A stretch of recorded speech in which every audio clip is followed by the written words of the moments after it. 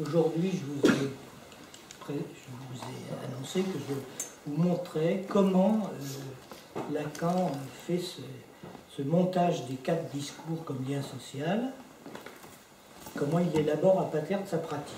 Alors d'abord, il faut bien savoir qu'il n'y a pas de théorie du sujet chez Lacan. Et que ça a été d'ailleurs une cause de grands malentendus, puisqu'on l'assimile, parce qu'il utilise le terme bien sûr, on l'assimile à la personne, souvent d'ailleurs réduit à l'instance du moi, qui serait en quelque sorte une instance de régulation du sujet par rapport à son monde, et une adaptation à ce qu'on dit être la réalité.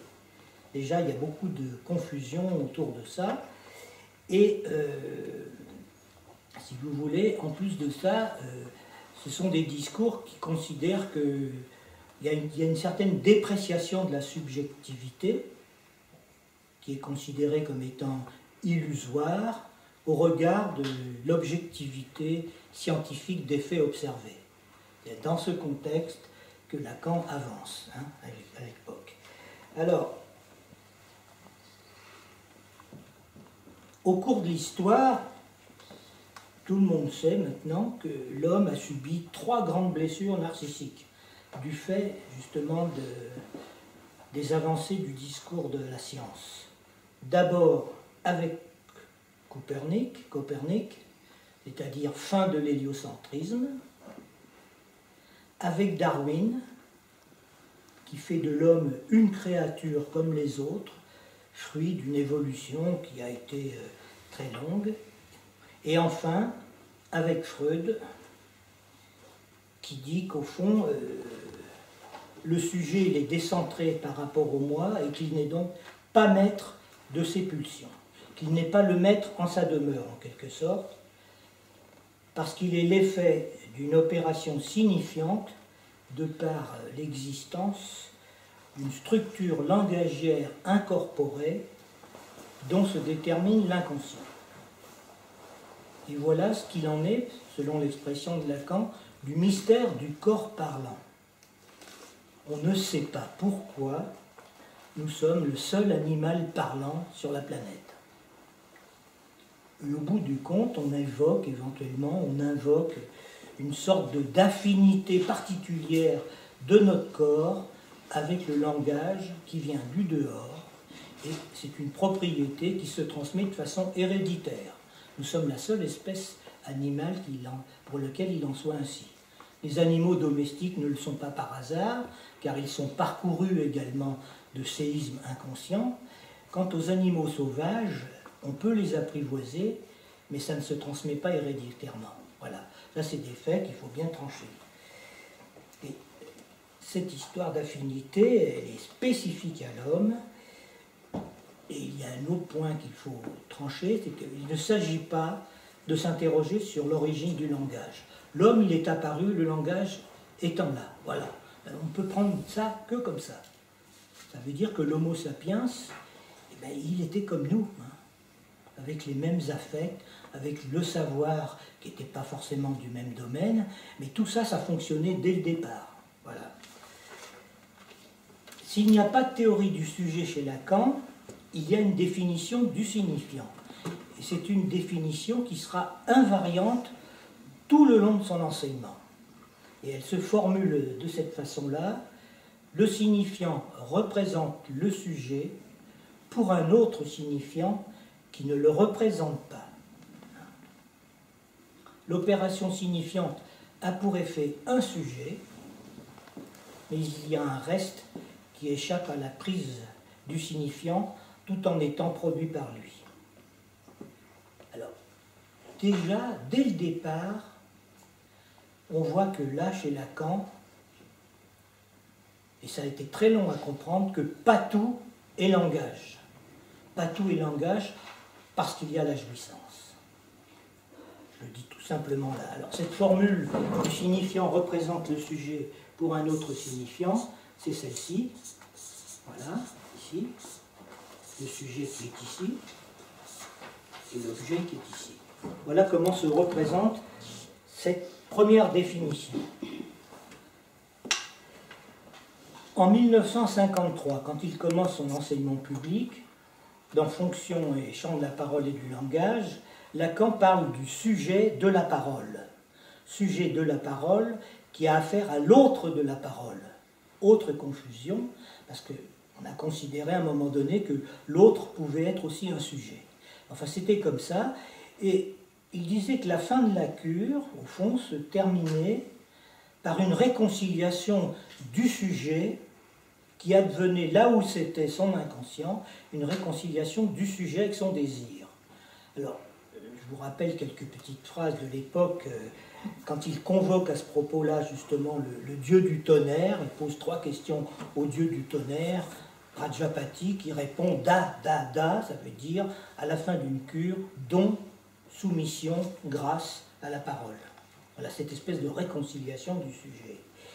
Et puis, quelques années plus tard, 53 pour le Fonction et champ de la parole, et 58, subversion du sujet dialectique du désir, tout bascule. C'est-à-dire que là, Lacan va formuler sa définition, oui, on peut le dire comme ça, du sujet divisé par le signifiant, et qui est soumis non plus aux lois de la parole, mais aux lois du langage. Métaphore, métonymie. Quant à l'autre, il n'est plus le lieu de la parole, il est aussi le lieu du langage. Alors vous voyez déjà des définitions de l'autre qui se télescopent. Il y a l'autre du corps, c'est l'autre du corps, ensuite c'est l'autre de la parole, et c'est aussi l'autre du langage. Et ce sont des définitions qui ne se recouvrent pas complètement, il y a des distinctions entre les trois. Alors là, le sujet est divisé entre son être de signifiant, ce qu'on appelle son être de jouissance, ce fameux objet dont on va parler tout à l'heure. C'est-à-dire que c'est la formule du fantasme que je vous donne ici. Voilà. Le sujet dans son rapport, alors, ça c'est l'être de signifiant, ça c'est l'être de jouissance. Division du sujet, là. De même qu'à cette époque-là, le désir est impossible à dire. Alors qu'avant, il y avait une réconciliation avec le désir. Impossible à dire, et il faut l'interpréter au sujet, souvent d'ailleurs contre son gré, parce qu'au fond, le désir, il n'est pas si désirable que ça. Je fais référence, par exemple, à Antigone. Vous voyez bien que quand on va dans le sens du désir, c'est pas marrant.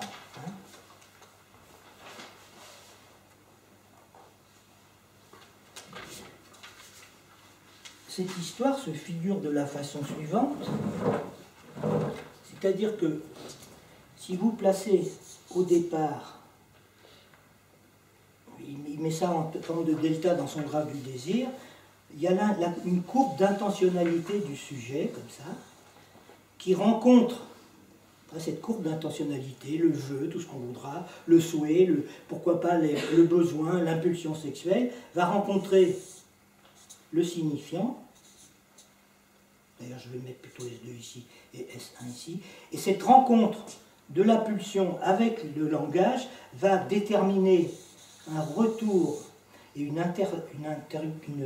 intervention sur cette intentionnalité. Et on va aboutir ici à la constitution du sujet divisé par le signifiant, qui l'antécède. Donc il y a une anticipation, on peut dire, du signifiant ici S1 sur ce qui apparaît ici en S2. Voilà comment ça fonctionne. Donc il y a une construction d'une cellule, comme ça, qui est une structure, et on voit très bien comment la diachronie et la synchronie se composent à ce niveau-là. Alors,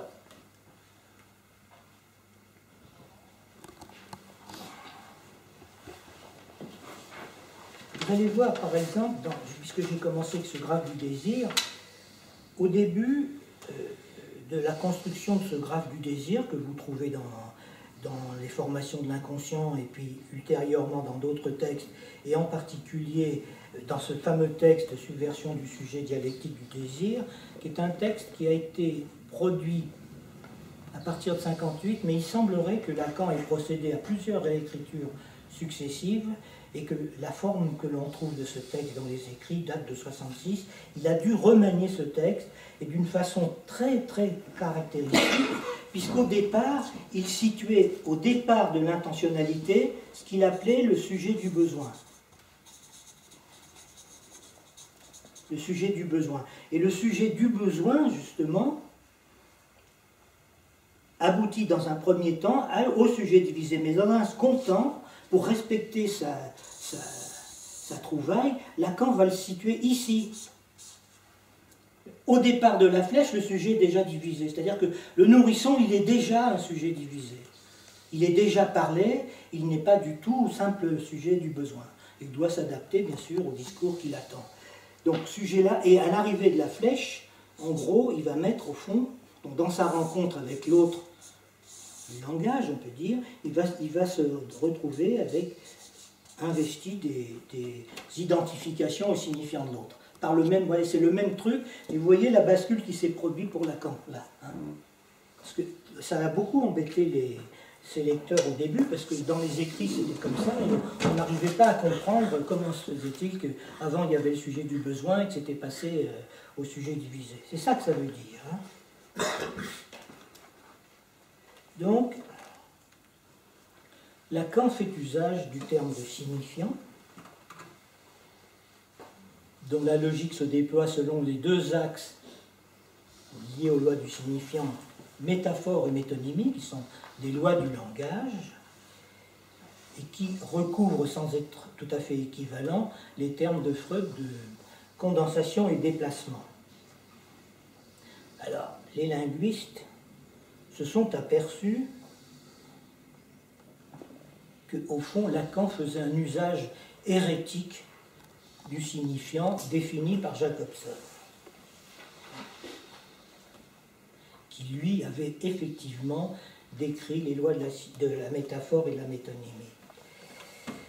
À quoi Lacan répondait qu'il ne l'avait pas dit parce que tout le monde le savait, qu'on ne pouvait pas lui reprocher de ne pas avoir nommé Jacobson puisqu'on savait que ça venait de lui, mais que surtout, il en faisait un autre usage que Jacobson approuvait. Il est même venu l'approuver à Paris à son séminaire, en disant l'usage que fait Lacan du signifiant, je suis d'accord avec ça. C'est d'autant plus d'accord que Lacan venait de donner le coup de grâce à la linguistique en sortant son fameux terme de la langue en un seul mot, hein, et disant qu'au fond, le langage n'était qu'une élucubration de savoir par rapport à la langue. Et il va même plus loin, il va dire que le langage, ça n'existe pas. Ce sont des élucubrations, il n'y a que des langues qui sont parlées et qui sont inventées au jour le jour par l'ensemble des femmes. Et puis nous, quand on parle, petit à petit, on introduit des petites modifications comme ça. C'est quand même quelque chose d'assez fort. Hein. Quand c'est venu, ça a remué beaucoup de choses.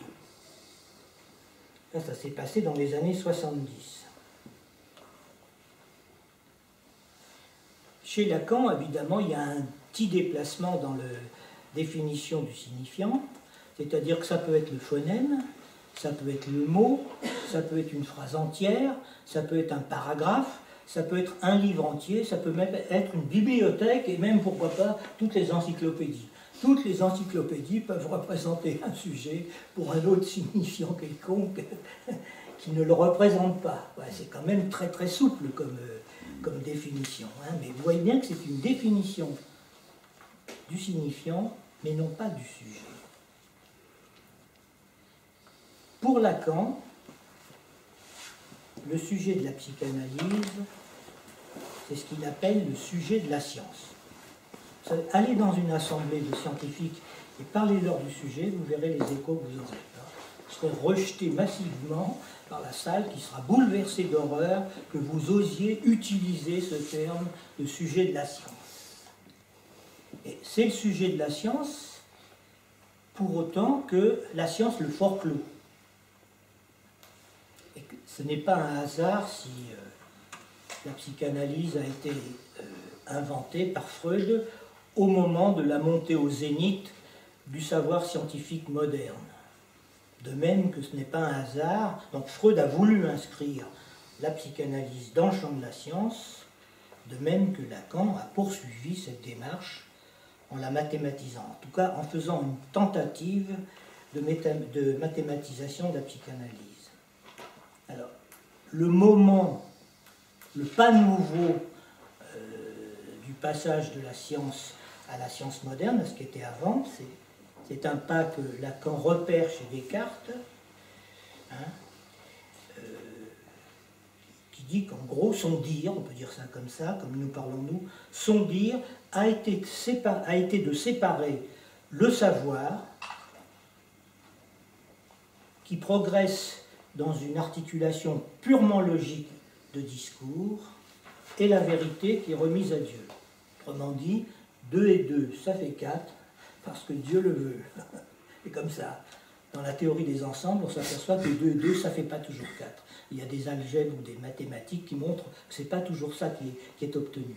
En tout cas, Descartes, il faut dire qu'il fallait qu'il ménage un peu l'Église, parce que dans toute l'histoire de la civilisation occidentale, dès qu'on touchait un petit bout de savoir, même une lettre de l'alphabet, ben, on avait l'Église sur le dos, quoi. Il y a des gens à qui il est arrivé des gros ennuis pour ça. Et lui, il fuyait ça. Alors, le cogito cartésien, en tout cas celui qu'on nous a refilé, je pense donc je suis. Lacan va lui faire subir toutes sortes de misères. Entre autres, il va le traduire ainsi pour accentuer justement ce qu'il en est de la division du sujet. Il y a d'autres, il lui fait subir d'autres distorsions, mais je vous en donne une comme ça, qui nous intéresse. Sujet de divisé, plutôt que raisonnable. Il va transformer la formulation en disant « où je ne pense pas,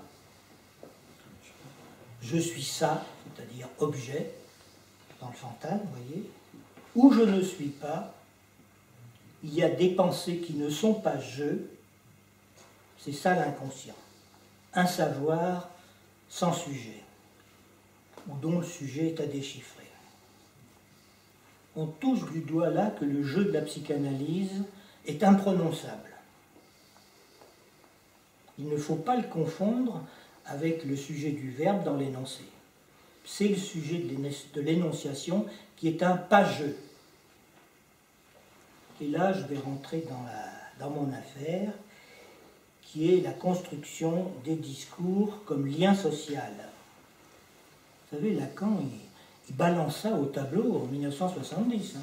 Il met les formules au tableau sans la moindre explication. C'est vrai qu'il a préparé son public avec les 2 séminaires précédents, c'est-à-dire la logique du fantasme et l'acte analytique, mais enfin, quand il a produit ces formules au tableau, il était quand même un peu sidéré. On ne savait pas très bien d'où ça venait, ce truc-là. Et on peut penser quand même que il les a produits, pour dire que c'est symptomatiquement, comme on pourrait utiliser une de ces expressions, après les événements de 68, ce qu'il appelait les mois de mai, hein, les mois et l'apostrophe, c'était les mois de mai, où c'est vrai qu'il y avait quand même beaucoup d'égarements dans la foule, on pourrait dire ça.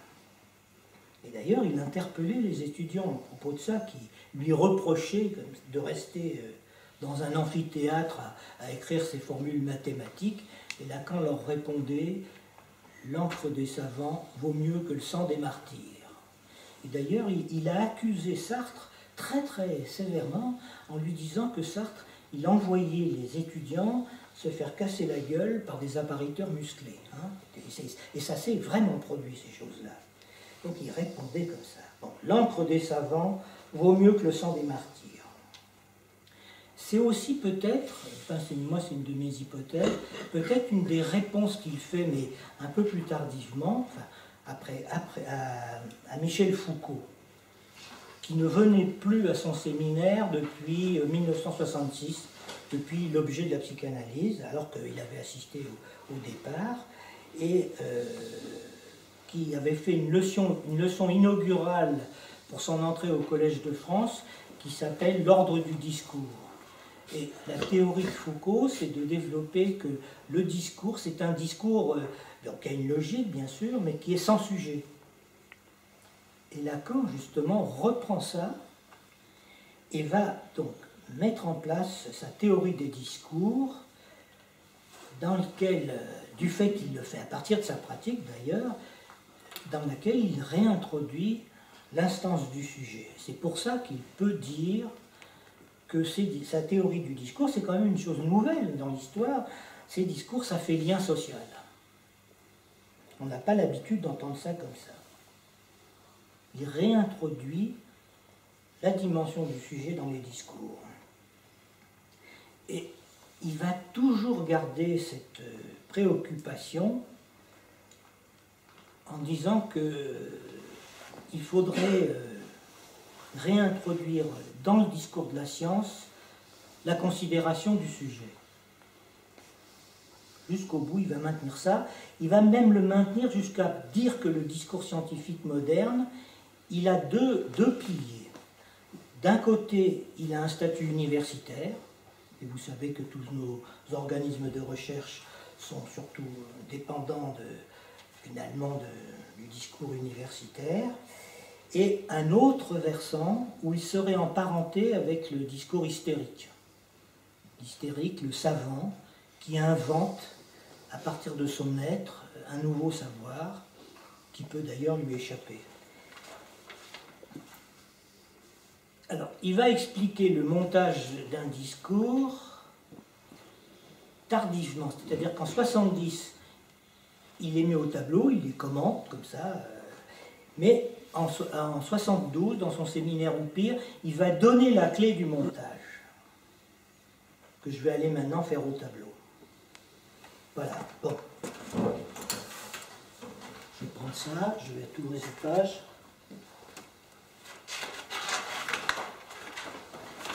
Il va produire le schéma suivant. Donc, à partir d'une pratique de la parole, il va dire que toute parole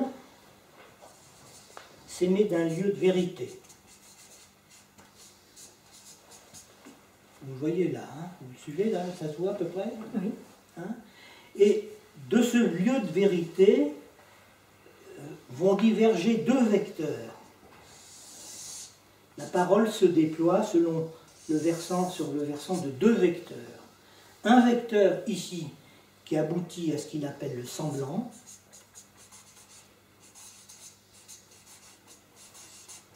Le semblant, chez Lacan, ça ne veut pas dire faire semblant. Le semblant, ça veut dire que ce n'est pas du réel. C'est du signifiant, c'est ça que ça veut dire. Il désigne souvent le signifiant comme étant du semblant. C'est cette position. Il met ça, le semblant ici, et l'autre versant de la parole va aboutir à un autre point qui s'appelle la jouissance. Je ne vais pas vous apprendre que quand on parle, on a une certaine jouissance à parler. Hein. Donc ça correspond bien au schéma de la parole. Et dans cette opération, il y a toujours un reste qui échappe et qui ne peut pas être dit. Ça se confirme tous les jours. Je voulais vous dire ça, mais j'arrive pas à vous le dire. Ça, les analysants n'arrêtent pas de le dire tout le temps. J'arrive pas à dire ce que je voulais dire. Il y a toujours quelque chose qui m'échappe. Ça aboutit à la production d'un reste ici, au produit, si vous voulez. Voilà. Voilà comment est monté. Ici, je vais les numéroter. Un point. Donc, lieu de vérité d'où toute parole se profère, vers un deuxième pôle ici, qui est le semblant, le troisième pôle, qui est la jouissance, et le quatrième pôle, qui est celui du produit. Hein. Voilà, comme ça ici. Alors, il faut que je... Bon. Nous avons là, si vous voulez, 4 points, repérés comme ça, qui sont les 4 pôles d'une structure. sur laquelle j'ai déjà placé en ces points ce que l'on appelle des monades, c'est-à-dire des chacun un par rapport aux autres. Définition comme ça. 4 monades. Ce sont des chacun un qui sont absolument hétérogènes les uns aux autres. Ils ne se recouvrent pas, et c'est comme ça qu'on peut les distinguer et les déplier sur un schéma. Donc une matrice qui résulte de la parole et qui permet de définir une structure comme ça. C'est ce que démontrait Lacan dans son texte Kant avec Sade en 1962, à savoir, voilà ce qu'il dit: une structure quadripartite est depuis l'inconscient toujours exigible dans la construction d'une ordonnance subjective. Hein, on retrouve au départ ce schéma-là. Hein, qui n'était pas là au départ chez Lacan, mais que j'ai anticipé sur sa construction. Elle est là, vous allez voir comment.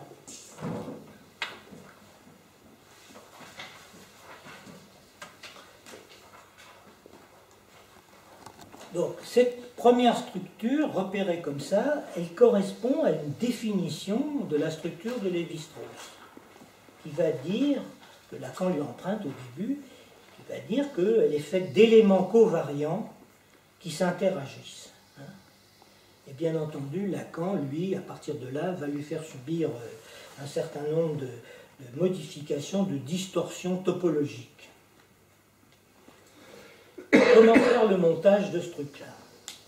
Alors, cette structure quadripartite, on la retrouve dans le schéma du miroir, on le retrouve dans le graphe du désir, on le retrouve dans les 4 discours, dans les formules de la sexuation, et je vous montrerai peut-être plus tard comment on monte les formules de la sexuation sur les 4 discours en passant par la structure borroméenne. Donc tout ça, ça se tient, vous voyez, c'est une évolution, c'est logique, c'est petit à petit, il avance, et pas à pas, c'est des pas logiques qu'il est en train de faire, Lacan. Hein. Alors, comment faire le montage?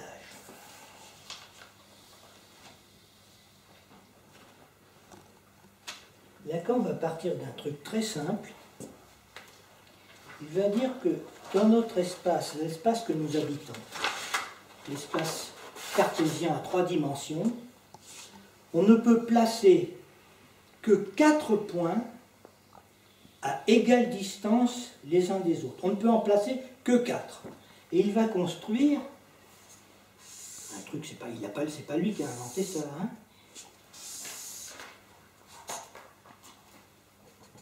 Je le mets en perspective parce que je suis obligé de le faire. Il va construire donc ce schéma d'un tétraèdre qui est très connu et qui a été très largement exploré par les mathématiciens, si vous voulez. Voilà, on peut pas donc, sur cet espace cartésien, on ne peut pas mettre plus de 4 points à égale distance les uns des autres, et je vais vous dire pourquoi, de quoi il s'agit dans ce que je suis en train de dire là. Hein. C'est un tétraèdre régulier, et que Lacan d'ailleurs va appeler plutôt, non pas quadripède comme le font ou tétraèdre comme le font les mathématiciens, il va l'appeler un tétrapôle, c'est-à-dire qu'il va lui donner un nom mixte, quoi, un nom bâtard entre latin et grec. Et il va en faire cet usage d'y placer, de mettre à sa place. Alors la notion de place est très importante en topologie. C'est par exemple quand on dit le réel revient toujours à la même place, c'est un repérage d'une place comme ça. Alors autrefois le réel il venait de la sphère des fixes, et puis petit à petit c'est descendu sur Terre avec les lois de la logique. La logique étant effectivement une science du réel. Revient toujours à la même place dans le réel d'un discours par exemple. Ces 4 monades donc sont des unes chacune, hétérogènes les unes aux autres, ce qui en fait des monades qu'on appelle équivalents. Alors le terme d'équivalent, il a une définition mathématique justement. Ça ne veut pas dire que c'est semblable, ça veut dire justement que c'est des 1. ils ont la valeur d'être des un chacun.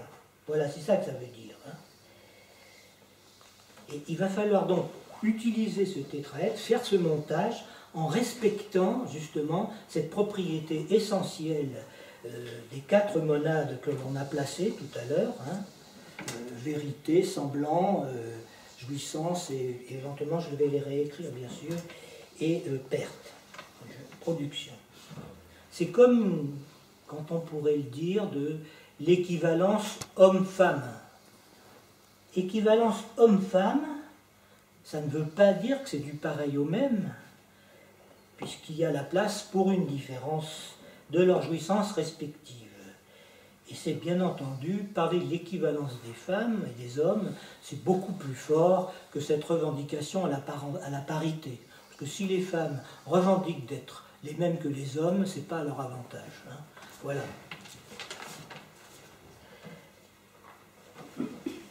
Je vais tâcher de ne pas brûler les étapes de cette construction. Si vous voulez me poser des questions, je réponds tout de suite, hein, si vous avez besoin de ça. Donc, déjà, ça, c'est une graphie, c'est déjà une mise à plat. Il y a un artifice, bien sûr, produit dans le schéma pour maintenir l'illusion. C'est comme dans les tableaux de Escher, où on voit très bien que, en fait, ce sont des bandes de Mébus, et on circule comme ça, et on ne s'en aperçoit pas tout de suite. Il y a cet effet-là, comme ça. Alors, quand on écrit, toute graphie, par définition, suppose une ortho, voilà, une orthographie. Ça vient de là, d'abord. Hein. Autrement dit, ce sont des règles d'orientation. Quand on met en place une structure dans le réel, on est obligé de l'orienter. C'est une loi, il n'y a même pas à discuter là-dessus, ne serait-ce que par les lois de la gravitation, tout simplement, pour nous. Quand on regarde des objets dans l'espace, ben, les lois de la gravitation, au moins, nous imposent de leur donner une orientation, sinon on ne se repère pas. Pas par hasard qu'on a besoin de boussoles et autres machines pour les plongeurs sous-marins et tous ces trucs-là. Ça, c'est donc une simple loi que j'applique. C'est pour ça que je dis que c'est assez simple à comprendre ça. Donc ce tétraèdre,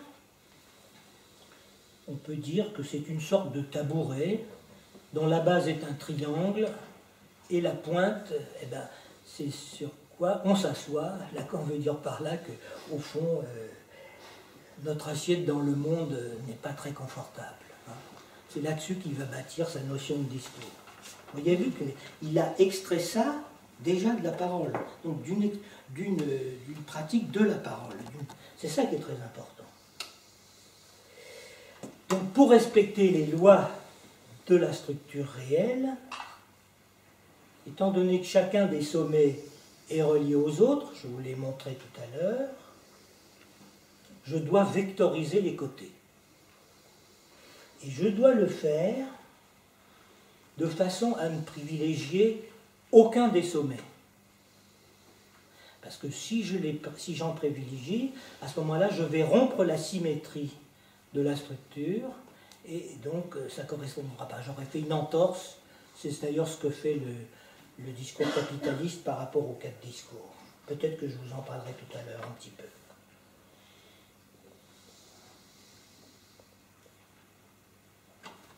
Alors, je commence.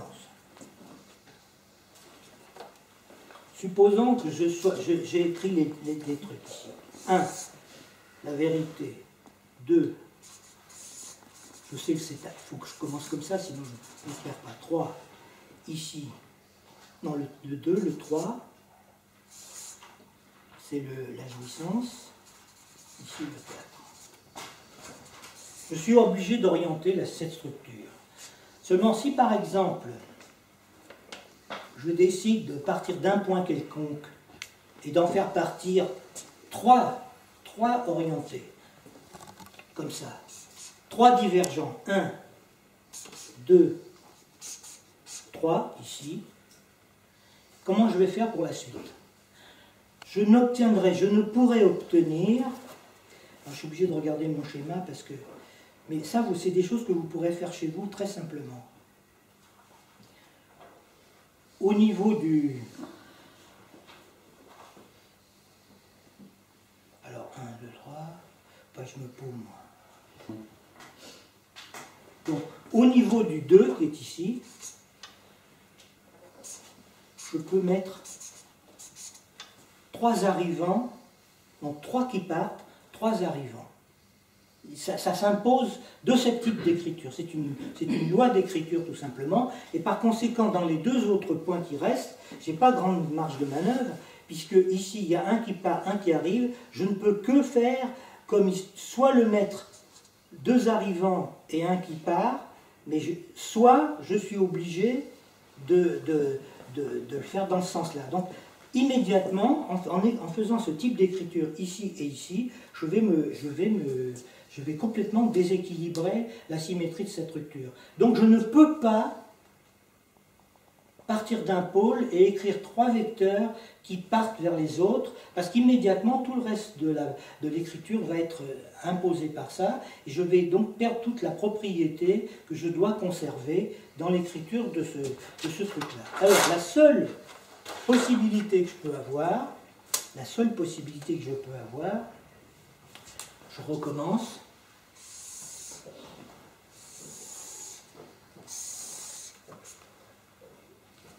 Je le refais à chaque fois parce que ça vous permet à vous peut-être de vous repérer.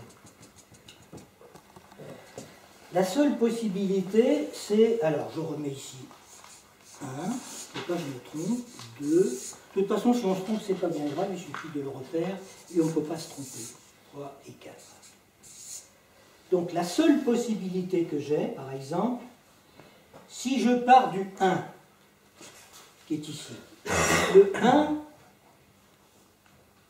je vais en faire 2 partants. Un qui va vers le 2 et un qui va vers le 3. Donc, le 1, il y a 2 qui partent. Comme ça. Et donc, je vais lui faire arriver ici, c'est d'écriture qui sont un seul arrivant. Au point 2. Au point 2 maintenant. Je me sers de ma feuille pour ne pas me paumer. Hein. Au point 2. J'en ai un qui arrive.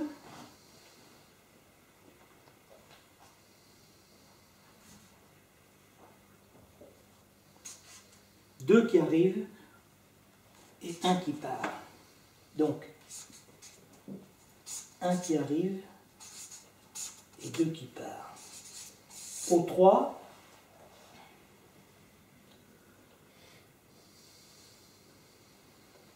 qui est ici, j'en ai un qui arrive, 2 qui arrivent, un qui part. Donc, il y en a, c'est ça, c'est, oui, 2 qui arrivent. J'espère que je ne me suis pas paumé. 2 qui arrivent et un qui part. Attendez que je regarde. 1. Le 2 qui arrive, un qui part. Le 2.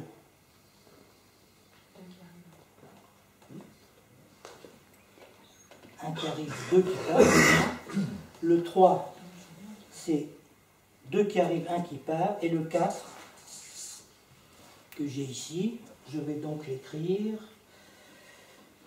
Un qui part. 2 qui partent. Et par conséquent, un qui arrive. Donc, 2 qui partent, un qui arrive.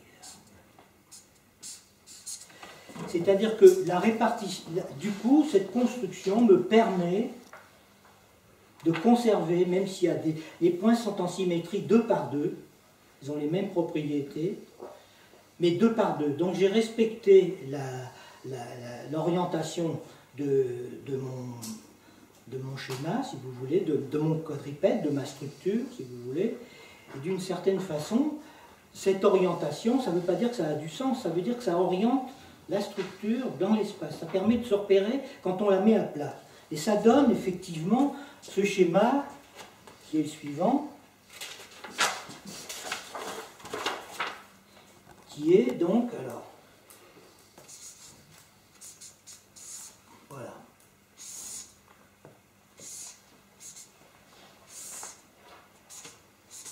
ce que je viens d'écrire, je le remets comme ça maintenant.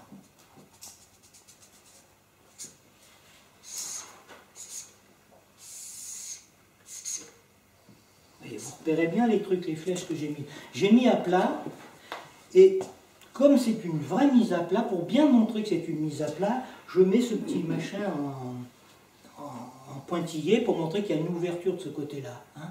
Donc vous avez une circulation dans la structure. C'est ça que j'ai écrit avec tout à l'heure. C'est ça que j'ai écrit, c'est cette orientation-là que j'ai écrit.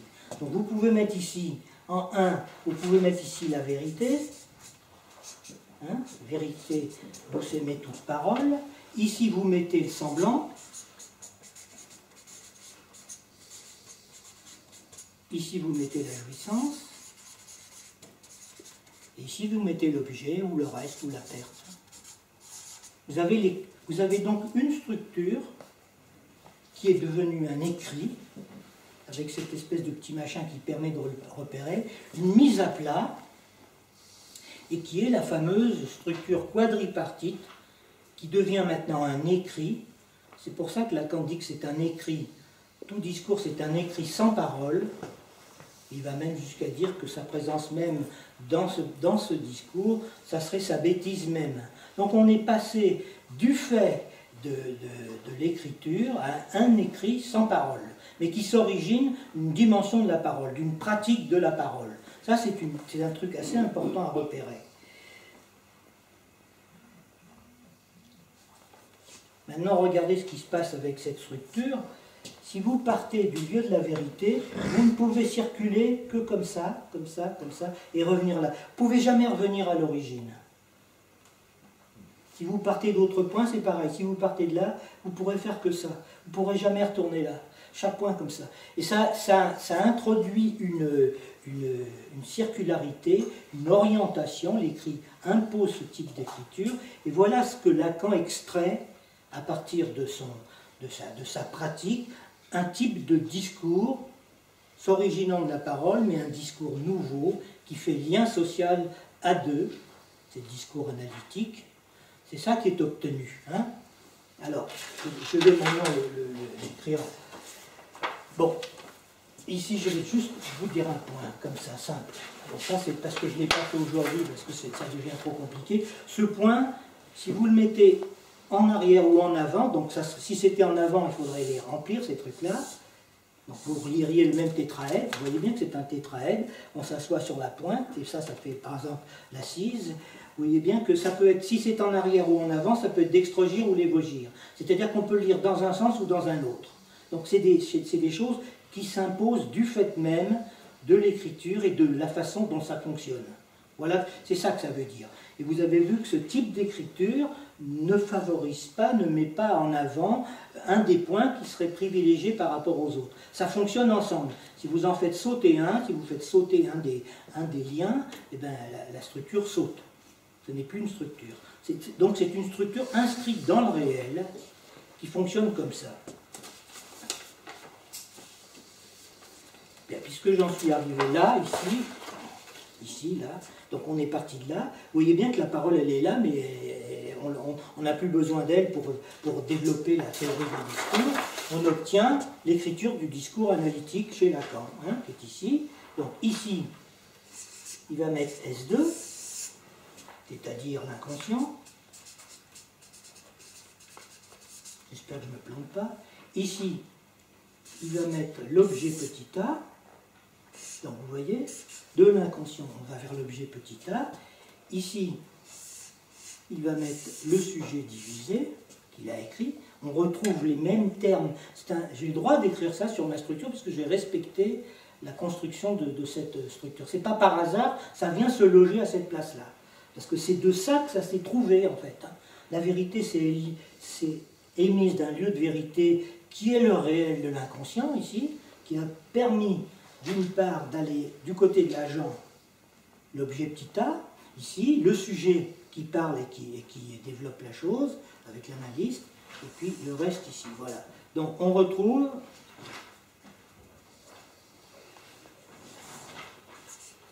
voilà ce que Lacan a inventé. Voilà.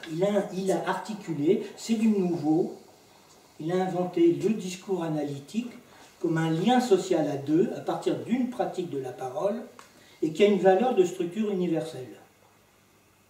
Et à partir de là, ça lui permet d'articuler les autres discours du maître, de l'universitaire, de l'hystérique.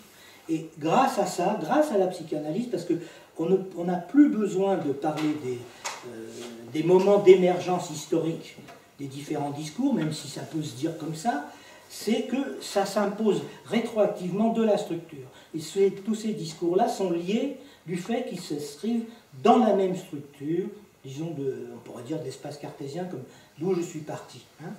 Alors, évidemment, il va se passer des choses là quand même. Donc, vous voyez ici, toujours, on retrouve les termes. Hein. Vérité, semblant,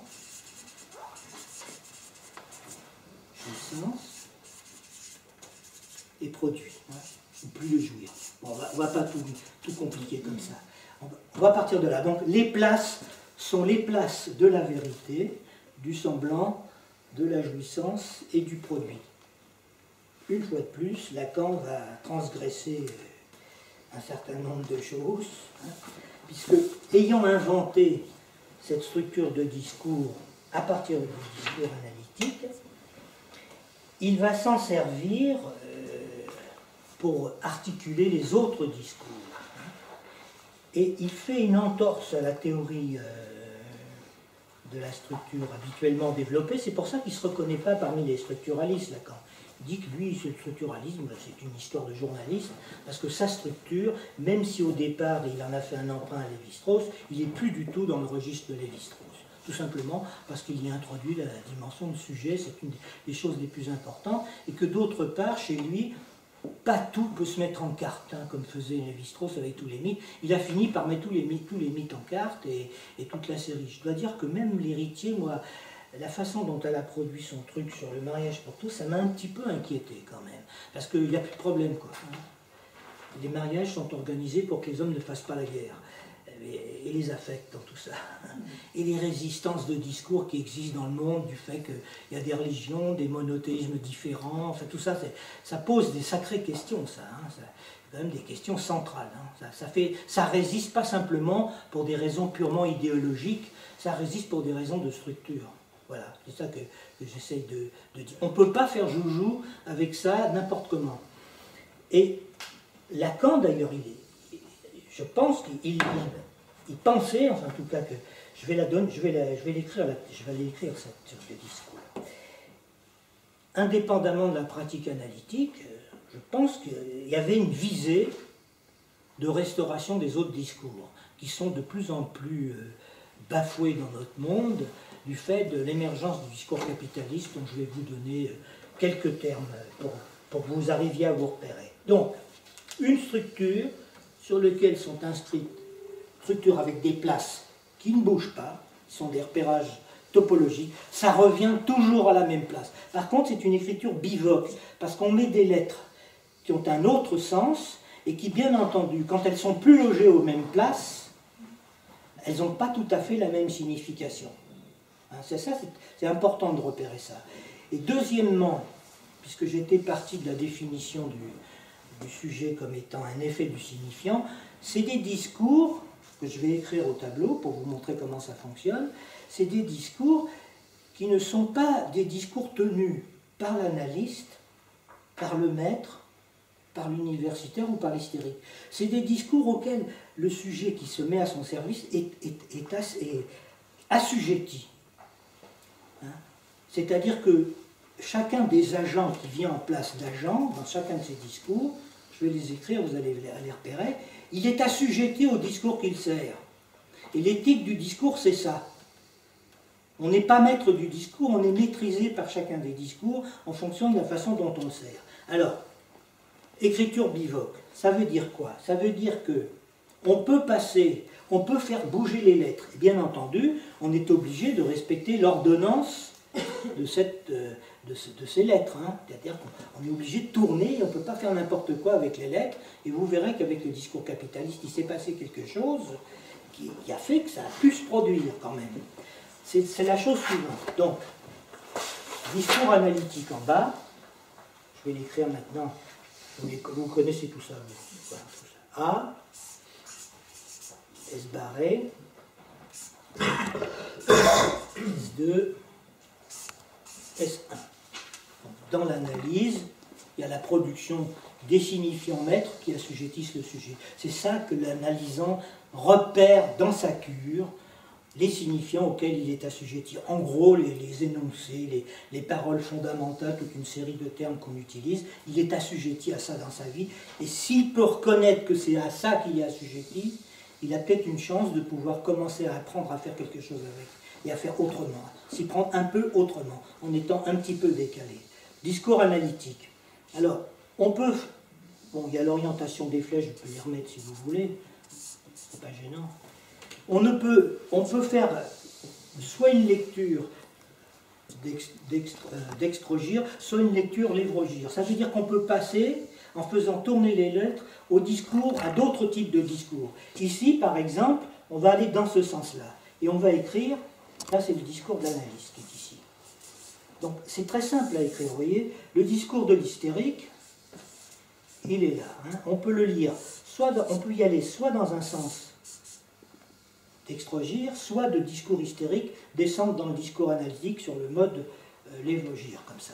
Ici, le discours hystérique, vous voyez, on le fait basculer, le sujet, il est en position d'agent, donc c'est pas tout à fait pareil que l'analysant déjà. Hein. C'est quand même en même temps, il y a un lien de parenté. Il est ici, en dessous,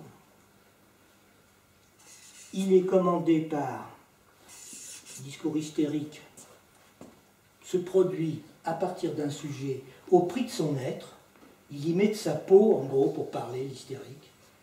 Hein, c'est pour ça qu'il y a tous ces symptômes corporels, ces événements du corps que sont ces symptômes, parce qu'il interroge le signifiant maître, qui est ici, et il produit un savoir. Il produit un savoir à son insu, d'une certaine façon. Et c'est Freud qui a repéré ça. Il s'est dit, si j'écoute l'hystérique, il y a un savoir, le savoir inconscient, qui était là, ici, je vais pouvoir articuler ce qu'il en est de ce savoir inconscient. Donc, à son insu, l'hystérique, c'est quand même, si on appelle ça une perte, c'est aussi parce que le sujet s'est perdu pour lui, d'une certaine façon. Hein. Et c'est ce qui se passe pour les savants. Alors, il y a une parenté entre le discours hystérique et le discours de la science. Le savant, avec sa peau, il invente des choses. Donc c'est pas un chercheur d'INSERM, eux ils mettent jamais leur peau, ils revendiquent un salaire. Ils trouvent jamais rien d'ailleurs, puisqu'ils cherchent tout le temps. Ils inventent rien ces gens-là. Hein. Celui qui invente, c'est celui qui fout sa peau là-dedans et qui produit un savoir qui lui est relativement dérobé. Donc il invente un nouveau théorème et on donne le nom on donne au théorème son nom, puis le reste c'est pas pour lui. Hein. Voilà, discours, est-ce que c'est pas bien ça? C'est moche. Je ne suis pas bien placé, je vais le mettre là. Donc, le discours analytique. Voilà.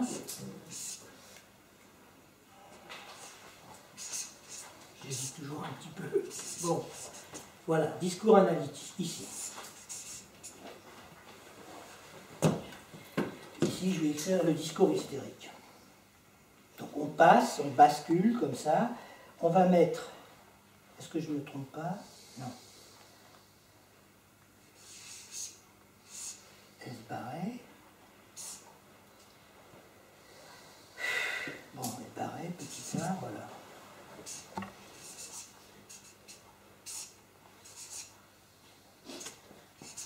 Voilà, alors, l'hystérique, on ne lui dit pas comme ça, c'est comme ça que ça doit être. C'est-à-dire qu'elle interroge toujours le signifiant maître.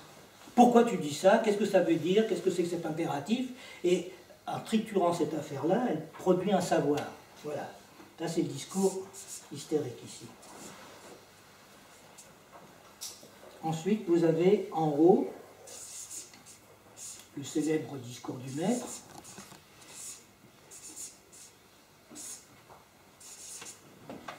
Qui est suivant, donc qui est obtenu par rotation des lettres. Vous voyez, on fait tourner les lettres dans un sens qui peut être soit lévogir, soit d'extrogir, pour les retrouver à partir de l'origine qui est celui-ci. Hein. C'est celui-ci qui a permis de les monter et d'éclairer le sens des autres. Sinon, on ne pouvait pas se repérer avant, c'était pas possible. Ce discours du maître, qui est ici, vous voyez bien que dans le discours du maître, le maître, c'est le sujet divisé, quoi. C'est le con, en gros. Le maître, c'est le plus con de tous. Il est vraiment le con de l'impératif qui commande à son discours. Et il ne sait rien, puisqu'il est là, le maître. Il est à la place, il est à cette place-là. Et que celui qui a le savoir, c'est ce que Lacan dit, hein, c'est l'esclave. C'est l'esclave qui a la jouissance du savoir. C'est d'ailleurs pour ça que dans l'Antiquité, on faisait des esclaves. Quand on avait pris l'ennemi, quand on avait vaincu l'ennemi, on zigouillait tous ceux qui servaient à rien et on gardait les ingénieurs, ceux qui savaient construire des bateaux, des canons, des armes, et on les traitait bien, puis les belles femmes et tout ça, enfin tout ça, on récupérait tout ça. C'était à la place du savoir, bien sûr, l'esclave antique. Alors c'est peut-être un mythe, un peu comme ça, et de la jouissance. Hein. C'est pour ça que Lacan met ça. Et puis aussi du travail, parce que forcément...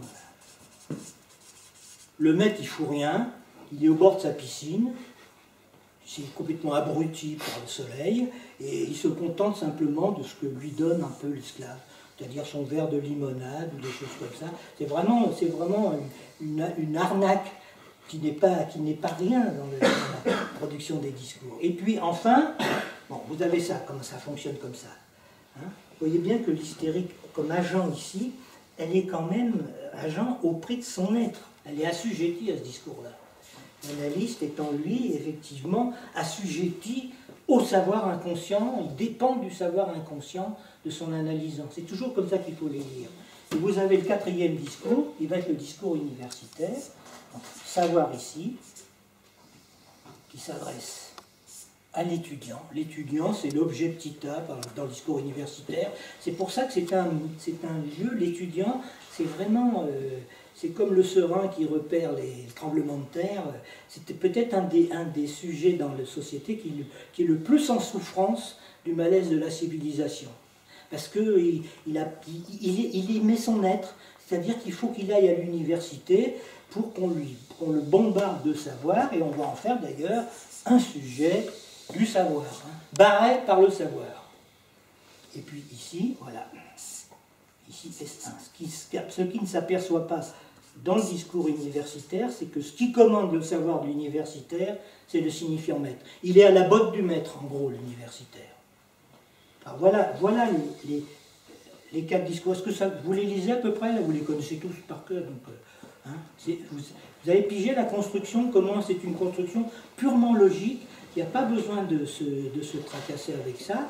Et donc, à chaque fois, vous y voyez qu'il y a l'instance du sujet, qui fait trop d'une certaine façon dans les discours, qui est dérangeant en même temps dans chacun des discours. Dès qu'un sujet se manifeste, quelle que soit sa place dans le discours, ça dérange. Hein. Si l'étudiant à l'université il commence à râler, ça bouge. Hein. C'est ça que ça veut dire. Comme il en a marre de sa condition d'être un déchet de la société, ben, il bande des comptes, ça fout le bordel. Ici c'est pareil. Hein. Quand le sujet dans le discours du maître commence à bouger un petit peu, ben, ça a des effets. C'est pas par hasard qu'il y a eu la guerre de Troie, parce que quand Paris a enlevé Hélène, ils sont tous partis la chercher, ils ont fait la guerre à cause de ça. Remarquez, c'était bien, parce qu'à l'époque, on faisait la guerre par amour pour une femme. C'est plus maintenant comme ça. C'était bon, enfin, je dis ça comme ça en plaisantant. Bon. Enfin, c'est vrai que ça avait une autre gueule, quoi. Alors, je vais peut-être, si vous êtes d'accord, vous voulez que je vous fasse maintenant ce qui se passe avec le discours capitaliste. Oui. Bon, c'est quand même assez marrant, parce que Lacan a beaucoup parlé de ce discours capitaliste, et ils n'en écrivaient pas la formule. Tout le monde se demandait, mais qu'est-ce que c'est que ce truc? Et finalement, il l'a pondu en 1975 en Italie, dans une conférence en Italie. Il a fini un jour, ça on est sûr que c'est lui qui l'a écrit, il l'a écrit au tableau, et ça a permis d'éclairer le reste. C'est-à-dire qu'il s'est dit, voilà, en gros, je reprends ma matrice avec les quatre places, là, il s'est passé un truc très particulier. C'est-à-dire que il y a eu, comment je vais faire? Je vais commencer, oui, je vais faire ça. Il y a eu au niveau du discours du maître,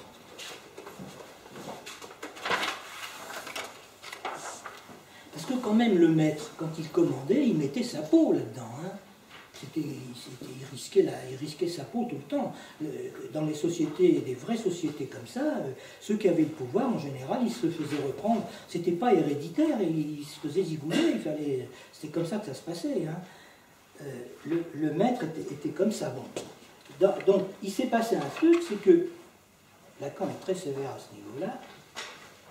Il dit qu'au fond, les philosophes, ils ont bien compris que le savoir, il était du côté de l'esclave.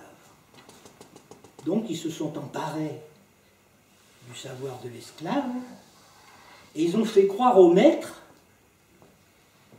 que lui qui veut que ça ne fait que marcher, ce qui compte, c'est que ça marche, il s'en fout, il n'a pas besoin de savoir.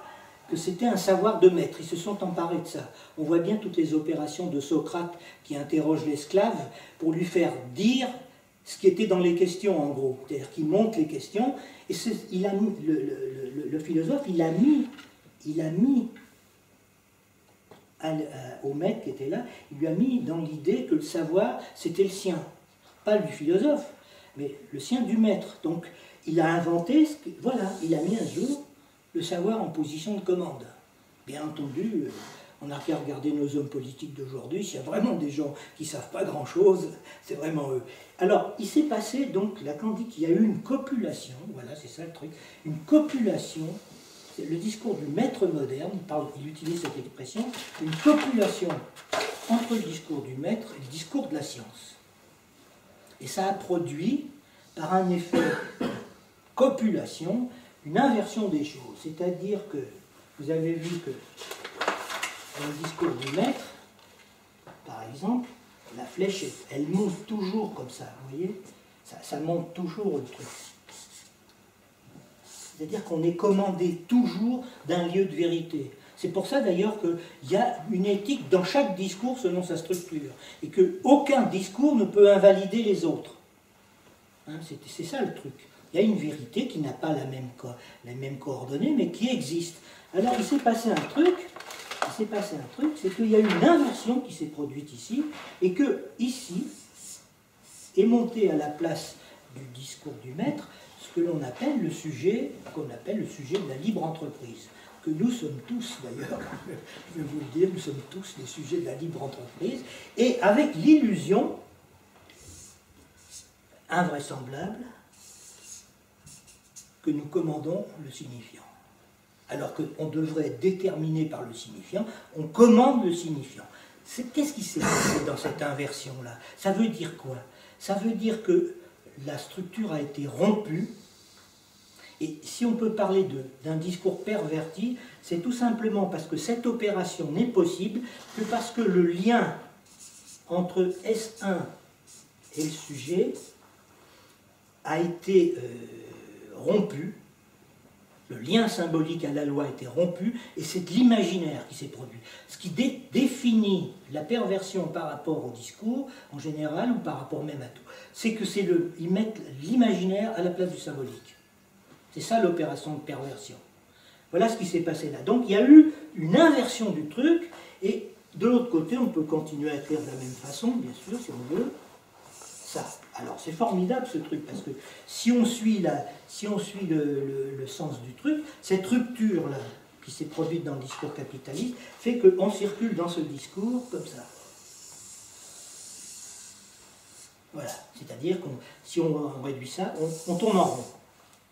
Voilà, on tourne en rond, il n'y a plus de limite, il n'y a plus d'impossible, donc il n'y a plus de réel.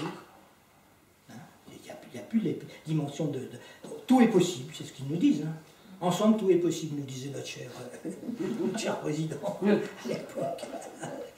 D'ailleurs, il est arrivé, travailler plus pour gagner moins. Enfin, tout s'est conformé, c'est vraiment ça qui s'est passé. Et ce qui est formidable dans ce discours de la libre entreprise, vous voyez les circulations des flèches, on peut circuler soit dans ce sens-là, soit dans celui-ci. Hein.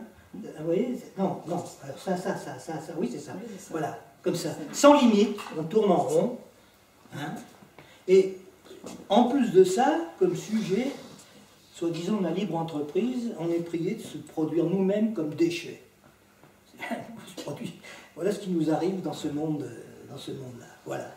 Bon, bah écoutez, Je crois que je vais arrêter là et discuter avec vous si vous souhaitez que je vous donne quelques éclairages. Donc c'est assez simple cette histoire de discours. Bravo.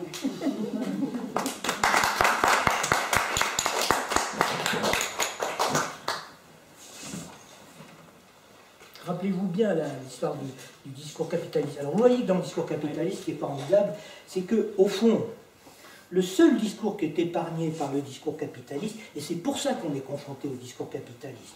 Alors, je réécris le discours analytique ici. Hein, S2, S1.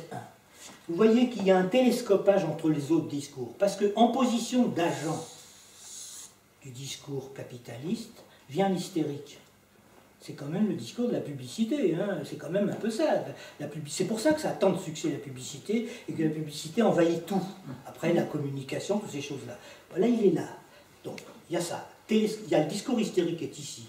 Ici, il y a quand même le discours universitaire, le discours du maître, c'est-à-dire cette espèce de savoir qu'on nous produit, les neurosciences et tout ce que vous voudrez, tous les trucs qui sont des discours qui cherchent à nous naturaliser, et non pas à nous humaniser, hein, c'est-à-dire qui nous réduisent à être des animaux, et pas des animaux parlants. Hein. Ici, donc, discours universitaire, ici, vous voyez, télescopage, ici, production dans le discours du maître, ici, voilà, télescopage avec le discours du maître, voilà, le discours du maître est ici.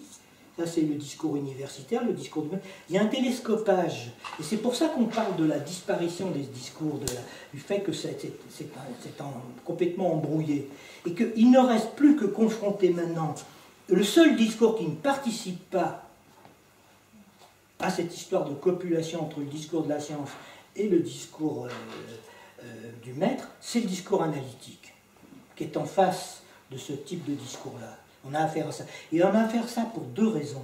C'est que le discours analytique est le seul discours dans lequel le sujet récupère son plus de jouir à lui, c'est-à-dire la plus-value de son travail, celle qui n'est pas payée, celle qui permet aux capitalistes de capitaliser, de continuer à spéculer sur le boulot qu'ils ne payent pas, c'est le seul discours dans lequel le sujet récupère sa mise et peut en faire quelque chose de nouveau.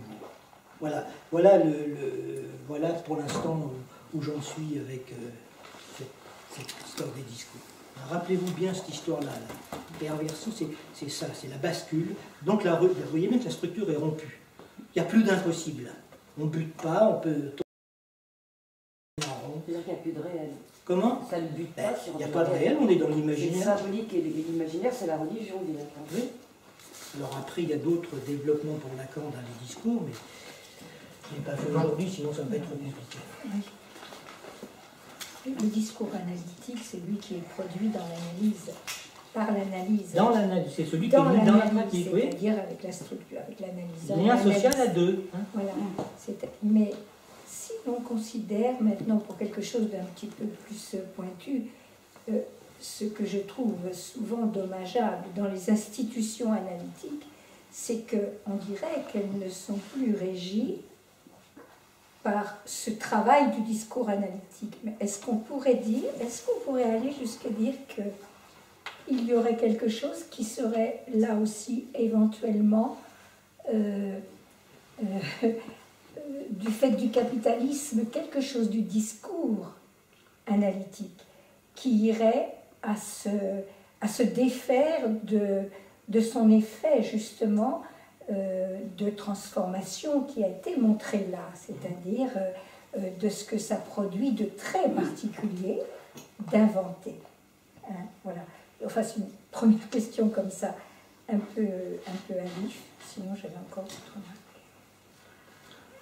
Il y a une chose déjà qu'on peut remarquer, c'est que si dans la cure, le sujet reconnaît son être de jouissance, on peut dire ça comme ça, oui. Pour le dire rapidement, c'est-à-dire son être de réel, on pourrait le dire aussi comme ça, oui. son bout de réel qui lui est singulier, c'est ce qu'on obtient aussi dans le capitalisme quand même.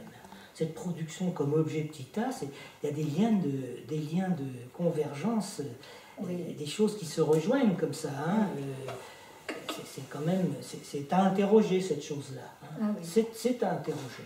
C'est quand même aussi, la psychanalyse, elle a émergé au moment d'un malaise de la civilisation tel que ça a été un forçage pour inventer la psychanalyse. Il faut voir toutes les difficultés que Freud a eues pour mettre en place sa machine. Hein. Il a fallu tout ça, bon, Lacan qui est venu derrière, il y a forcément des liens. Hein. Il y a des liens, des convergences et des choses comme ça. Alors, ce qui se passe dans les institutions analytiques, ça dépend, mais enfin, le problème, c'est que on est bien obligé de théoriser ça, quoi. Enfin, on est bien obligé d'essayer de donner des repérages par rapport à la structure. Donc, quand on se met à écrire, on produit un savoir, donc on publie, on met ça en écrit, et les universitaires, ça les intéresse vachement. Parce qu'ils se mettent à lire aussi, et puis comme ils ont l'habitude de lire souvent bien plus qu'avant, bien avant les gens qui deviennent analystes, très souvent c'est comme ça, ben, ils finissent par dire qu'après tout, ils peuvent devenir analystes sans faire d'analyse, par exemple. Ça existe, ça. Hein. Il suffit de savoir, or c'est un savoir qui ne se peut pas si la psychanalyse pouvait s'enseigner, il n'y aurait pas besoin de faire d'analyse. Justement, Lacan, il n'a pas loupé le truc quand il a dit que ça ne se transmet pas. Hein, il ne s'est pas trompé, lui. Il a bien vu ce qui était en train de s'opérer comme mouvement. Lui, il a cherché d'abord à rejoindre une mathématisation. Après, il s'est rendu compte que ah oui, mais ça ne colle pas tout à fait, parce que lui, il ne faisait pas des mathématiques, comme il ne faisait pas de la linguistique, il faisait de la linguisterie, et ensuite il a balancé la linguistique en disant que l'inconscient est la condition de la linguistique, non pas l'inconscient est la condition du langage. Il renverse sa propre proposition que l'inconscient est structuré comme un langage. Hein. Donc il met en cause la linguistique. Et alors, il y a eu un débat récemment à propos des sciences humaines. Pourquoi la psychanalyse était en opposition mortelle avec les sciences humaines? C'est un truc très simple. C'est parce que Lacan, il dit, mais vous ne pouvez pas faire les sciences humaines si vous ne tenez pas compte de la dimension du sujet, c'est-à-dire du mystère du corps parlant.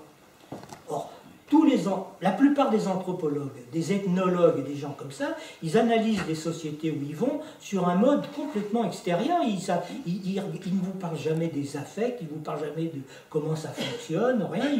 Ils vous font des montages comme ça, mais qui ne s'articulent pas de la pratique même des gens qui sont en train de vivre ces trucs-là. Hein? Du vécu personnel. Ouais, alors, qu'est-ce qui se passe dans les institutions analytiques? Effectivement, on est guetté par ce genre de choses. On est guetté par, d'une part, le discours universitaire. Or, Lacan a toujours dit que le discours universitaire était en antipathie avec le discours analytique. Le discours du maître envers la psychanalyse, hein, tout à fait. Et une sympathie entre le discours de l'hystérique et les discours analytiques. À condition, bien entendu, d'amener le sujet, parce qu'il ne s'agit pas de... L'hystérique, c'est plus une névrose pour Lacan, puisqu'il y a un discours d'hystérique. C'est pas une névrose, c'est le statut normal du sujet. La seule névrose, c'est la névrose obsessionnelle. Elle n'existe plus, l'hystérie, c'est fini. D'un but clinique, on dit hystérique, mais c'est pas vrai. Alors, qu'est-ce que je voulais dire là? Je ne me souviens pas. On parlait... Oui, alors, voilà. Le sujet qui est ici dans le discours hystérique, comme agent, tout sujet n'est pas hystérique, bien entendu. Il s'agit, pour amener quelqu'un qui est en souffrance, parce que c'est ça, le sujet en souffrance, il vient au titre d'une souffrance qu'il éprouve là, d'une souffrance de son être. Vous voyez bien, dans le discours hystérique, c'est ça.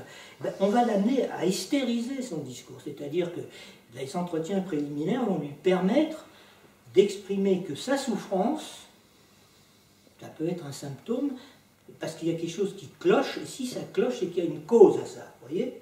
C'est ça qu'on articule. Donc on amène à l'hystérisation du discours. Ça ne veut pas dire qu'on en fait un hystérique, ça veut dire qu'on lui dit, essaye de parler comme agent de ton symptôme pour qu'on essaye de cerner la cause. L'analyse se prétend comme étant le tenant-lieu de cette cause. Tenant-lieu, hein, c'est pas... Pour de vrai en plus. Et pour de réel, parce que si l'analyste il n'y met pas du sien, ben ça ne marche pas. Si c'est un artifice simplement de représentation, ça ne fonctionne pas là. Le transfert, elle n'est pas... C'est d'ailleurs, Lacan dit très clairement, c'est pas le transfert d'analysant, c'est le transfert d'analyste. Il va très loin quand il pousse les choses comme ça. Hein. Transfert, c'est le transfert de l'analyste. C'est lui qui installe cette truc. C'est pour ça qu'on reproche à Freud toutes ces projections. On ne se trompe pas quand il dit mais c'est lui qui implique ça, parce que c'était comme ça qu'il faisait comme il pouvait, Freud. Il était tout seul. Il était tout seul. Les 12 heures, c'est lui qui faisait. Est-ce que ça n'applique pas quelque chose, c'est l'analyse du discours, c'est que la seule institution analytique qui peut être reconnue comme telle, c'est la cure. C'est la cure. Il n'y en a pas d'autre. Quand on parle des institutions analytiques, c'est des associations qui sont... C'est des associations. Qui rentrent tout à fait dans le discours capitaliste, c'est-à-dire c'est ouais. pour ça que ça tourne. Ça fait fonctionner ça. Et c'est des discours qui ne fonctionnent pas très bien. Parce que les quatre discours, ils ne fonctionnent plus très bien maintenant. Le discours universitaire, c'est plus le discours universitaire, disons, de la grande époque de l'université classique, hein, où les types, c'était des érudits, c'était du sérieux. C'est plus du tout comme ça maintenant. Maintenant, c'est au service des entreprises. Donc l'université n'est plus garante de la formation, de savoir de ceux qui viennent à l'université, parce que c'était pour former des sujets hein, au savoir, c'était pas du tout pour en faire des employés de bureau, parce que c'est ce qui se passe en ce moment. Hein, on en fait des employés pour trouver des emplois, comme on dit. Ce ne sont plus les garants. Et là, quand il pointe le moment précis où ça se passe, dans un texte qui est assez peu connu, parce qu'il n'a pas été publié, qui s'appelle « D'une réforme dans son trou », où il dit, c'était en 68, on lui avait commandé ce texte dans Le Monde, ça s'appelait « Libre d'opinion », alors lui il commence le texte, il n'y a pas de libre opinion. Le Monde n'a pas publié du coup, où il dénonce l'université en disant « Elle avoue dans un formidable lapsus qu'elle a déchu de sa fonction de garante du savoir avec l'institution des unités de valeur. » Parce qu'on ne peut pas tronçonner le savoir en unité de valeur. Le savoir, c'est autre chose, c'est une autre dimension. Hein. Voilà, tout ça, c'est des choses qu'il est allé pointer comme ça. Alors, comment intervenir en dehors de la cure sur le champ du monde, pour entendre dire, c'est pas facile. C'est pas facile. Hein. Mais on a des petites pistes quand même. Hein.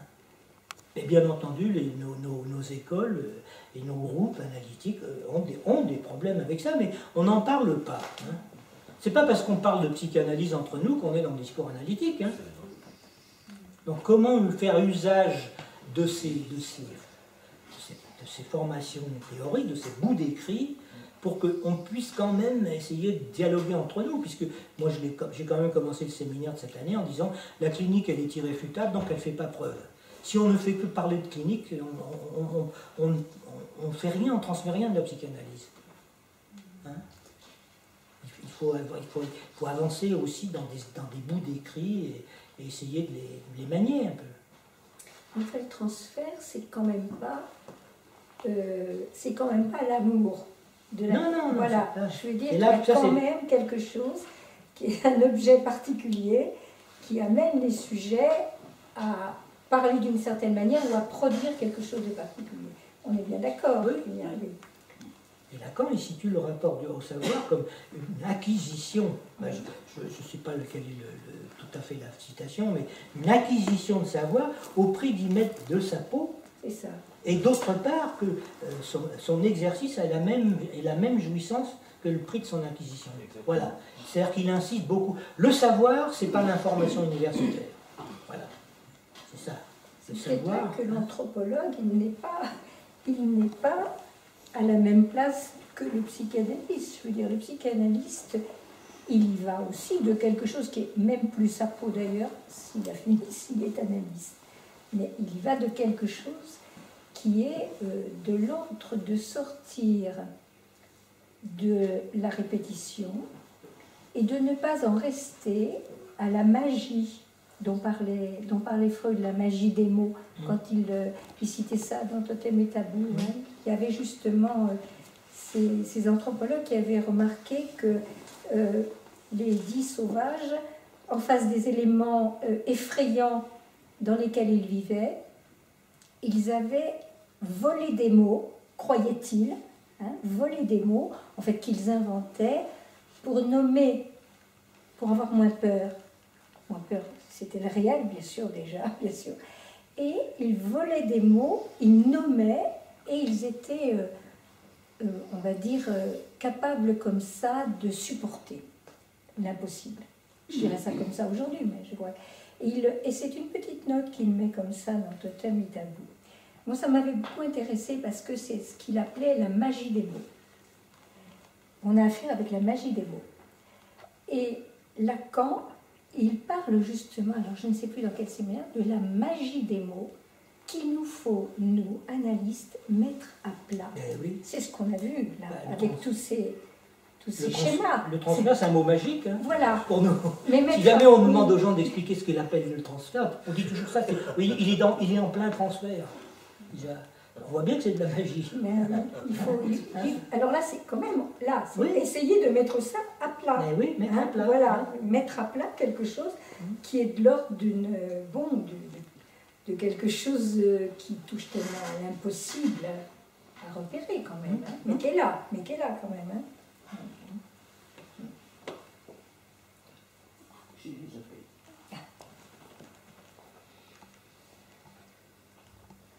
Il n'y a pas de questions, vous n'avez pas eu de problème avec ces montages. C'est simple comme bonjour, vous faites ça chez vous, vous êtes tranquille. Vous faites votre quadrupède et puis vous faites les orientations. Vous allez voir, c'est inoubliable ça. Moi j'ai pataugé un peu parce que je fais l'exposé et donc j'avais besoin de... Mais on ne peut pas se tromper si on respecte les règles de la graphie, enfin de l'orthographie dans ce sens-là. On ne peut pas se tromper. Oui, mais il faut recommencer Oui. l'écriture. Ben, à chaque fois qu'on voit quelqu'un nous faire avec son commentaire l'écriture, on recommence un petit peu à savoir. Il faut recommencer quand même, on est d'accord. C'est pas quelque chose qui est inscrit comme ça une fois pour toutes. Il faut le faire très longtemps aussi, hein, pour que ce soit un peu plus évident. Il faut faire très attention de analyser ce qui se passe socialement uniquement. Il faut faire attention, c'est un repérage, c'est pas forcément une grille de lecture suffisante. C'est beaucoup plus complexe que ça. Mais enfin, ça donne quelques repérages quand même. Ça donne quelques petits repérages. Oui. Hein. C'est vrai que bon, c'est comme ça, on peut se repérer comme ça. Hein. Et Lacan a donné une conclusion que je trouve très forte quand il l'a faite à l'époque par rapport à ce que l'on lit maintenant. Parce qu'il disait le discours capitaliste, au fond, il n'est pas très différent des autres, sauf sur un point, c'est avec celui-là que vous serez le plus, il utilise le terme, couillonné. Oui, Il utilise le terme dans son séminaire. Parce que quand vous regardez le discours universitaire auquel vous faisiez allusion, regardez simplement l'histoire sur l'EGM. Quel est le laboratoire qui produit une vérité? Vous savez ce qui se passe maintenant dans le monde universitaire? On est obligé de savoir qui finance la recherche. Pour savoir quel savoir on a produit. Et pourtant, ça joue sur nos vies. C'est quand même strictement impensable, il y a 40 ans, qu'on produise une vérité qui ne serait que celle ordonnée par le discours du financier. Donc ça veut dire que cette perversion, elle est de fait maintenant. C'est bien entendu, c'est des conséquences énormes. Donc ce discours analytique, et ce que vous développez, c'est absolument décisif, autrement tous les discours que l'on tient, ça ne fait que rentrer dans la circulation. Et c'est pour ça que les collègues qui sont invités à prendre position au nom de la psychanalyse sur tel fait de société, moulinent des discours qui fait que, entre collègues, on s'affronte en disant non, fondé sur quoi? Sur quel savoir? C'est vraiment une question fondamentale, ce qu'on a trouvé. C'est pour ça que... Merci encore à vous d'avoir précisé les choses. Et c'est aussi du un par un quand même, par rapport à ce que tu dis. Ça veut dire aussi qu'on est au un par un finalement, parce que je pense à toutes ces questions de pétition et de décision globale. C'est assez compliqué tout ça en fait, par rapport à des faits sociaux. Mais ce qui est important, c'est la troisième blessure narcissique. C'est-à-dire que maintenant que l'inconscient a été découvert, on ne pourra plus jamais dire qu'il existe. Même si on fait tout ce qu'il faut pour le recouvrir, c'est là, ça fonctionne. Alors moi je vois souvent des gens ils trouvent dans les neurosciences les confirmations de la psychanalyse ou des choses comme ça. On a des rapports avec la biologie. D'abord le biologique, c'est pas le réel. Hein. C'est déjà un montage de représentation, c'est pas du tout ça. Parce que ces histoires d'IRM qu'on présente comme magique, on allume des circuits comme ça, et puis on dit voilà la pensée, là, il y a tel endroit, tel mot, des connexions. Comment on peut calculer plusieurs milliards de neurones dans un cerveau? Vous vous rendez compte ce que ça veut dire? Calculer qu'il y a plusieurs milliards de neurones. C'est incontable. Avec quoi on compte ça? par exemple. Alors, il y a des rapports, ils trouvent des rapports, mais c'est que de l'analogie, d'une part, et d'autre part, comment voulez-vous qu'un neuroscientifique ne dise pas, presque comme le disent les psychanalystes, puisqu'ils font usage du discours pour en parler. Donc à un moment donné, ils sont pris dans la logique qui surdétermine leur propre discours sans s'en rendre compte. C'est tout. Hein, ouais, c'est comme ça que ça se passe. Sinon, ils nous réduisent quoi, à des rats de laboratoire. Hein. C'est vrai que maintenant, on nous dit les rats pensent, rêvent et tout. On est bien d'accord avec ça. Ils peuvent rêver. Mais Freud, quand on lui a objecté au rêve, il dit, mais après tout, comment vous savez qu'il a rêvé? Parce qu'il me l'a dit, c'est tout. Donc on ne peut pas le prouver autrement. Il se contentait de ça. Un rat, jusqu'à présent, j'ai vu personne dire, il m'a dit ça. Sur quoi qu'il y a des personnes qui peuvent le penser. Le rat m'a dit ça. C'est vrai, puisqu'on fait parler des animaux. Il y avait La Fontaine, c'était assez performant, mais maintenant il y a Mickey, il y a Walt Disney, et puis tout ce qu'on montre aux enfants tous les matins, avec tous ces espèces de personnages qu'on fait parler, comme ça, on voit bien qu'on fait parler quelque chose. Hein. Et n'empêche que, mine de rien, ils essayent de faire parler le réel, parce que de ce côté-là, ça chatouille quand même un peu. Hein. Ça dérange un peu, quoi. Hein. Il y avait le chien de Lacan qui parlait. Hein? Le chien de Lacan parlait. Oui, le chien parle, mais il n'a pas le langage. Il a la parole, mais il n'a pas le langage. Il rêve, par contre. Ouais. Donc, effectivement, c'est un animal domestique. Hein. On n'a créé aucune espèce d'animal domestique depuis tous ceux que l'on connaît depuis toujours. Comme au moins Lévi-Strauss l'a dit, il n'y a pas de pensée sauvage. Hein. Donc il n'y a pas de civilisation primitive. Elles sont aussi développées que la nôtre, avec d'autres formes de savoir, d'autres types de liens sociaux. C'est aussi élaboré. Hein. Tu arrêtes, c'est ça? Bon, il n'y a plus de pile, il n'y a plus rien. Il en grève.